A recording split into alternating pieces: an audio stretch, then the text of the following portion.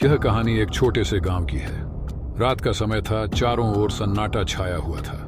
गांव के कुएं पर एक पुराना पानी का पंप था जो कई सालों से बंद पड़ा था। अचानक आधी रात को वह पंप अपने आप चलने लगा। उससे अजीब सी आवाजें आने लगीं, जैसे कोई अंदर फंसा हो। गांव के लोग डर के मारे पास नहीं गए। अगले दिन जब एक बुजुर्ग ने हिम्मत कर पंप खोला तो अंदर से एक पुरानी खून से सनी गुड़िया निकली। तभी एक बच्चे की रोने की आवाज पूरे गांव में गूंज गई।